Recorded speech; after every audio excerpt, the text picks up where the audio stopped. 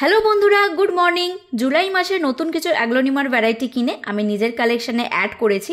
এর আগে যতগুলো অ্যাগ্লোনিমা আমার ছিল সবকটাই নর্মাল মাটি, বালি, ভার্মিকম্পোস্ট মিশিয়ে বসানো ছিল।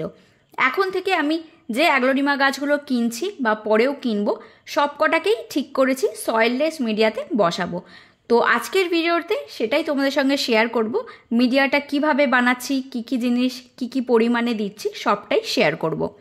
আর এই মিডিয়াটা ব্যবহার করার কী উপকারিতা সেটাও তোমাদেরকে বলে নেব। প্রথমে যে জিনিসটা নিচ্ছি সেটা হচ্ছে কোকো হাস্ক। এই বড় প্যাকেটটার দাম পড়েছে 135 টাকা। আমি অনলাইন মিশো থেকে কিনেছি। লোকাল নার্সারিতেও তোমরা পেয়ে যাবে, আমি পাচ্ছিলাম না বলে অনলাইন কিনে নিয়েছি। আর এটাকে ব্যবহার করার আগে এক দুবার ধুয়ে নেওয়াই ভালো, কারণ এর মধ্যে অনেক নুন থাকতে পারে বা অন্যান্য ম্যাটেরিয়ালসও থাকতে পারে। তাই জন্য 100 টাকার একটা বড় গামলা নিয়ে নিয়েছি। এর মধ্যে জল ভরে কোকো হাস্কগুলোকে ভালো করে ডুবিয়ে 3 থেকে 3.5 ঘন্টা মতো রেখে দিয়েছিলাম। তারপর এগুলোকে ছাঁকনি দিয়ে ভালো করে তুলে নিচ্ছি। তোলার পরই দেখতে পাবে যে জলটা পড়ে থাকবে, সেটা খুব একটা পরিষ্কার নয়। তাই জন্যই বলছি এগুলোকে একবার একটু কষ্ট করে যদি ধুয়ে নিতে পারো তাহলে খুবই উপকার হবে। আর একদম সেফ অপশান, যে কোনো রকম বাজে জিনিস তোমাদের গাছের সয়েল মিডিয়াতে যাচ্ছে না। তো এভাবেই আমি এগুলোকে ছেঁকে নিচ্ছি। যদি পারো তাহলে একটু যদি কড়া রোদে শুকিয়ে নেওয়া যায় খুব ভালো হয়, কিন্তু আমাদের এখানে তখন টানা বৃষ্টি চলছিল বলে খুব ভালো করে আমি এগুলোকে শোকাতে পারিনি। তাও 2-3 দিন এমনি ছাওয়া জায়গা রেখে একটু শুকিয়ে নিয়েছি। তারপর দিচ্ছি রাইস হাস্ক। এটা আমি 8 ইঞ্চের একটা টব নিয়েছি। এই টবের মাপেই প্রত্যেকটা জিনিস আমি মেশাচ্ছি। প্রথমে রাইস হাস্কটাকে নিয়ে নিচ্ছি, এর মধ্যে কোকো হাস্কগুলোকে মিশিয়ে দিচ্ছি। এই জিনিসগুলো একটু কম বেশি হলেও কোনো অসুবিধা নেই। এরপর নিয়ে নিচ্ছি 1 টব পাতা সার। ভার্মি কম্পোস্টও তোমরা নিতে পারো, কিন্তু ভার্মি খুব তাড়াতাড়ি মিডিয়াটাকে আরও বেশি পচিয়ে দেয়, তাই জন্য পাতা সার হচ্ছে সেফ অপশান। এটা আমি চন্দননগরের শ্রীকৃষ্ণ নার্সারি থেকে গিয়ে কিনে এনেছি, কারণ অন্যান্য নার্সারিতে এখন আমি পাতা সার পাচ্ছিলাম না, আর ওখানে ওনারা নিজেরাই পাতা সার তৈরি করেন। আর ওই টবেরই হাফের একটু কম পরিমাণ চারকোল নিয়েছি। একটু ছোট ছোট সাইজের যে চারকোলগুলো সেগুলো পেলে খুব ভালো হয়। বড় চারকোলগুলো সরিয়ে অর্কিডের জন্য রেখে দিয়েছি, আর ছোটোগুলোকে এই সয়েল মিডিয়াতে মিশিয়ে নিচ্ছি। আর এর মধ্যে 2 চামচ ভর্তি করে নিম খোল দিয়ে দিচ্ছি। তারপর আন্দাজ মতো পারলাইট দিয়ে দিচ্ছি। আগেই বলেছি এই জিনিসগুলো যদি মাপের একটু এদিক ওদিক হয় কোনো অসুবিধা হয় না। পারলাইটটা চোখের আন্দাজে মিশিয়ে নিয়েছি, পরে একটু কম মনে হয়েছিল বলে আরও একটু দিয়ে মিশিয়ে নিচ্ছি। এবার এই পুরো জিনিসটাকে খুব ভালো করে মিশিয়ে নিতে হবে। একটু সময় লাগবে, ধৈর্য ধরে ভালো করে মিশিয়ে নিতে হবে। আমি এই মিডিয়াটা দেখাচ্ছি বলে এই মিডিয়াতেই গাছ হবে, বাকিগুলোতে ভালো হবে না সেরকম নয়। যার কাছে যেভাবে গাছ ভালো থাকে সে সেভাবেই করতে পারে। কিছু মানুষকে আমি অনেক দিন ধরে ফলো করি যারা নিজেরা অ্যাগ্লোনিমা কালেক্ট করে। তাদের কাছে মোটামুটি 200 থেকে 250 রকমের ভ্যারাইটি নিজেদের বাড়িতে আছে। বা কিছু নার্সারিকেও আমি ফলো করি যারা নিজেরা অ্যাগ্লোনিমা গাছ তৈরি করে, কাটিং থেকে বা যে চারাগুলো হয় সেগুলোকে সেপারেট করে গ্রো করে। শুধুমাত্র বাইরে থেকে এনেই সেল করে দেয় না, নিজেরা ছোট থেকে গাছগুলোকে গ্রো করে, বড় করে, তাদের মাদার প্ল্যান্ট আছে। তাদের থেকেই আমি শিখেছি, তারা এই সয়েল মিডিয়াটাই বেশিরভাগ ইউজ করে। কিছু জন শুধু কোকো হাস্কেও করে, আবার অনেকে শুধু রাইস হাস্কেও করে কিছু সার মিশিয়ে। তো যার যেটা সুবিধা, যার ওয়েদার অনুযায়ী বা বাড়ির কন্ডিশন অনুযায়ী যেটা সুবিধা হবে সে সেটাই করবে।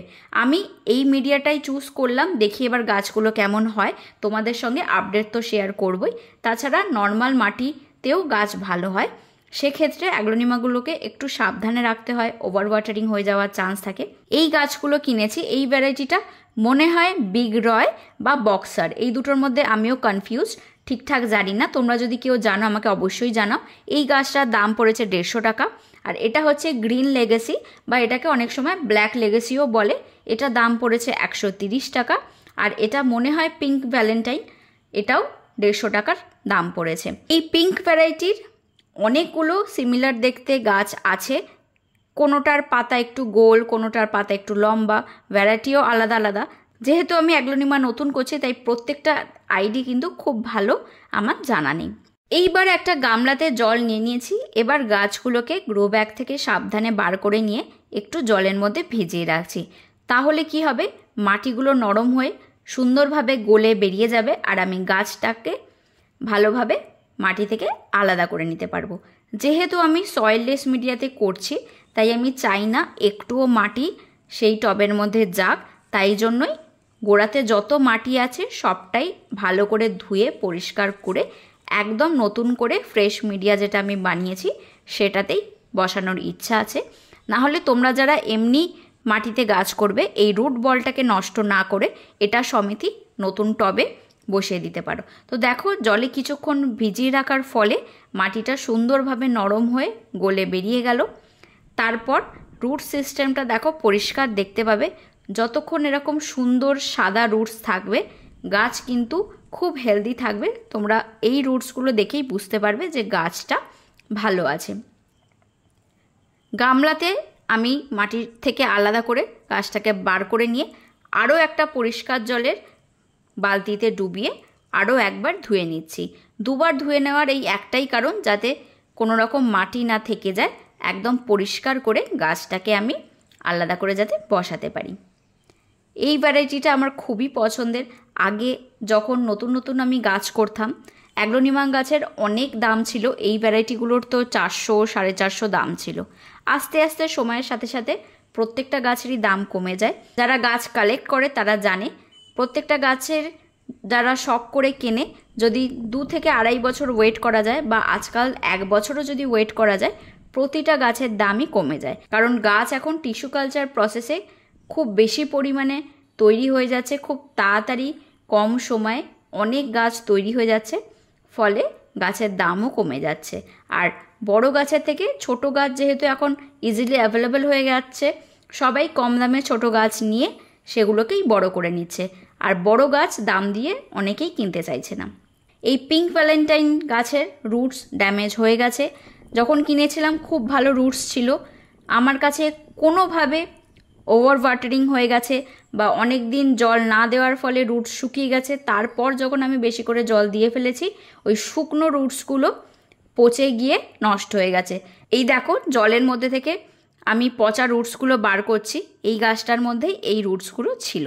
যখন কিনেছিলাম খুব হেলদি ছিল, ওই জন্য এই গাছটাকে একটু সাবধানে রাখতে হবে। খুব অল্প ছোট ছোট দুটো রুটস আছে, তো সেগুলোকেই যাতে ড্যামেজ না হয় একটু সাবধানে নিয়ে পটিং করে দেব। আর এই গাছটা সবচেয়ে বড়। এই ভ্যারাইটিটার কিন্তু পাতাগুলোও অনেক বড় হয়। অ্যাগ্লোনিমার কিছু কিছু ভ্যারাইটির পাতা দেখবে ছোট ছোট হয় আর কিছু ভ্যারাইটির পাতাগুলো বেশ বড় হয়। এবার সেটা যত্নের ওপরও নির্ভর করে আর ভ্যারাইটির ওপরও নির্ভর করে। যেগুলো একটু রফ ভ্যারাইটি বা মিনি ভ্যারাইটি সেগুলোর পাতা কিন্তু যতই চেষ্টা করো এত বড় বড় হবে না। তো এইগুলো যাদের একটু ব্যালকানিতে বা উইন্ডোতে জায়গা আছে, একটু ছড়িয়ে গাছ করতে পারবে, তারা এই ভ্যারাইটিগুলো চুজ করতে পারো। তাহলে বেশ অনেকটা জায়গা জুড়ে একটা বুশি গাছের লুক দেবে। গাছটার পাতাগুলো যেহেতু অনেক বড় হয় আর ঘন ঘন হয়, মানে দুটো পাতার মধ্যে গ্যাপ বেশি হয় না, তাই এই জন্য বেশ ঘন হয়ে থাকবে গাছটা। এই গাছের অল্প কিছু রুটস পচে গেছিলো, তো সেগুলো আমি ভালো করে চেক করে নিয়ে কেটে ফেলে দিয়েছি। শুধুমাত্র যে রুটসগুলো হেলদি ছিল সেগুলোকেই রেখে দিয়েছি। এবার একটা মগের মধ্যে জল নিয়েছি, তার মধ্যে সাফ ফাঙ্গিসাইড মিশিয়ে দিচ্ছি। তোমাদের কাছে যে ফাঙ্গিসাইড থাকে সেটাই নিয়ে নিতে পারো। দিয়ে গাছগুলোকে এর মধ্যে কিছুক্ষণ ডুবিয়ে রাখবো। যেহেতু এতদিনের একটা গাছকে আমি রুটসগুলো ছাড়িয়ে তুললাম, কিছু রুটস ছিঁড়েও গেছে বা যে রুটসগুলো পচে গেছিলো সেগুলো পরিষ্কারও করেছি, তাই জন্য একটা ফাঙ্গিসাইডে ডুবিয়ে রাখা খুব দরকার। খুব বেশিক্ষণ ডোবাতে হবে না, মোটামুটি 15 মিনিট মতো ডুবিয়ে রাখবে, তাহলেই হবে। গাছগুলো খুব বড় নয়, তাই জন্য আমি 5 ইঞ্চির কিছু প্লাস্টিক টব নিয়ে নিয়েছি, এর মধ্যেই বসিয়ে দেব। নিচের যে ড্রেনেজ হোলগুলো আছে সেগুলো আমি কোনো পাথর বা কিছু দিয়ে আটকে দেব না। ওগুলোর নিচে এই কোকো হাস্কের যে একটু ছোবড়া ছোবড়া মতো জিনিসটা আছে সেটা দিয়েই ঢেকে দেব গর্তগুলো, তাহলে ড্রেনেজ সিস্টেমটা খুব ভালো থাকবে। পাথরও দিতে পারো, কিন্তু আমি কিছু দেব না বলেই পুরোটাই এই মিডিয়াতে যেহেতু করছি সেটাই দিয়ে দিচ্ছি। এটার ফলে খুব সহজেই এক্সট্রা যা জল থাকবে সঙ্গে সঙ্গে বেরিয়ে যাবে, শুধু সয়েল মিডিয়াটাই ময়েস্ট থাকবে। আর কতদিন পর পর জল দিতে হবে এটার কোনো নিয়ম নেই, সয়েল মিডিয়া চেক করে তোমাদের জল দিতে হবে। ওপর পোর্শনটা শুকিয়ে গেলেও বুঝতে হবে যে ভেতরটা কিন্তু ভিজে থাকে, তাই মাটির ওপর লেয়ারটা শুকিয়ে যাওয়ার সঙ্গে সঙ্গেই যেন জল না দিয়ে দাও। আরও 2-3 দিন ওয়েট করে তারপর জল দেবে।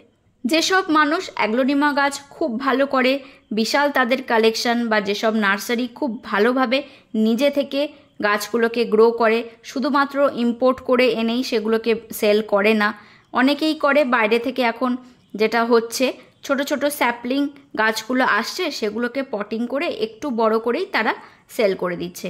কিন্তু যারা অ্যাগ্লোনিমা গাছ কাটিং থেকে গাছগুলো তৈরি করছে, যে গাছগুলো একদম চারা থেকে গোড়া থেকে ডিভিশন করে বানাচ্ছে, সেই গাছগুলো কিন্তু বেশি হার্ডি হবে, কারণ তারা আমাদের এই ওয়েদারের সঙ্গে প্রথম থেকেই মানিয়ে নিয়েছে।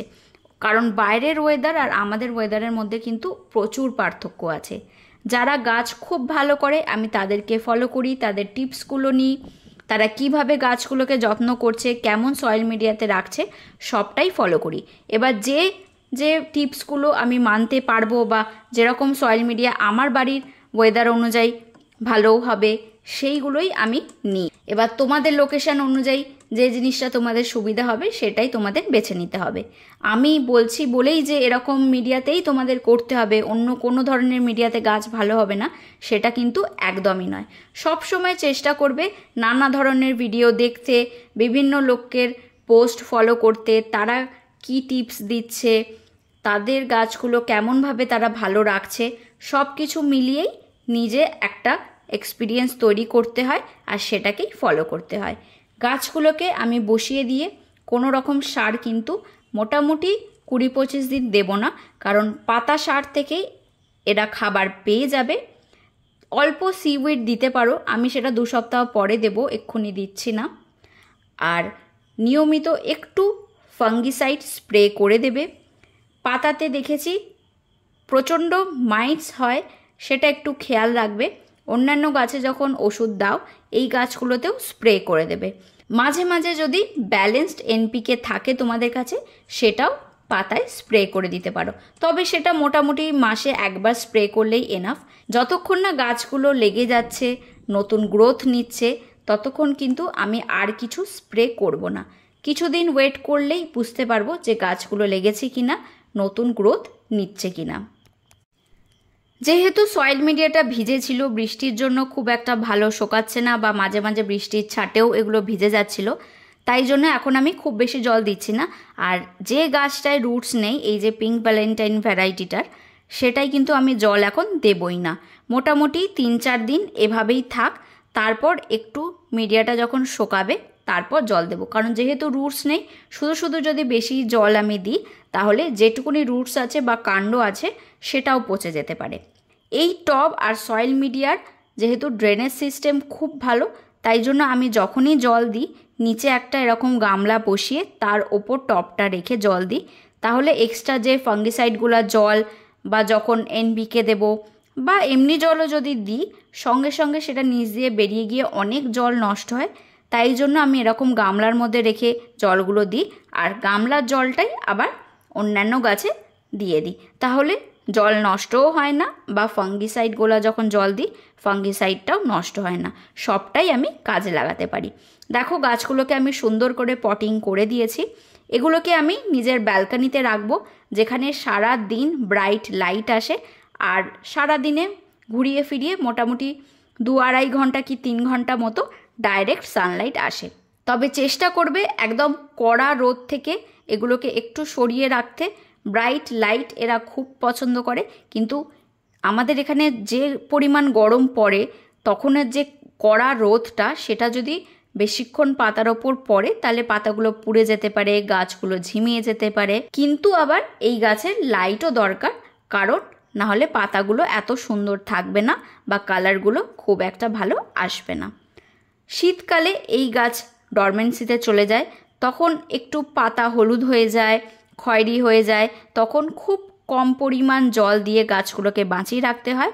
আর গরম বর্ষা এই সময়টা, মানে বছরের বাকি সময়টা এই গাছের মোটামুটি ভালোই গ্রোথ হয় আর যত্নেও থাকে। তবে কিছু কিছু ভ্যারাইটি শীতকালেই কিন্তু পাতার রং দারুণ আসে, সেই গাছগুলো আবার শীতকালেও বেশি ভালো হয়।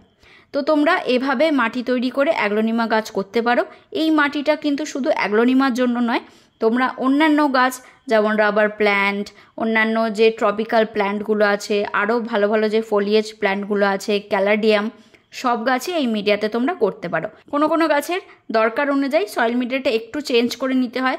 কোনো গাছে ধরো একটু বেশি রাইস হাস্ক দিতে হলো, যেটা একটু ঘন ঘন মাটি পছন্দ করে, একটু জল যদি বেশি ধরে রাখা পছন্দ করে তাহলে একটু কোকোপিটও মিশিয়ে দিতে পারো। সেটা গাছের নেচার অনুযায়ী তোমাদের নিজেরা বুঝে সয়েল মিডিয়া তৈরি করতে হবে। আমি এভাবে গাছগুলোকে করছি, কেমন থাকছে, নতুন গ্রোথ আসছে কি না, সবটাই তোমাদের সঙ্গে এর পরের কোনো শর্টস ভিডিওতে শেয়ার করব। তো আজকের ভিডিওটা এখানেই শেষ করছি, পরের ভিডিওতে খুব তাড়াতাড়ি দেখা হবে।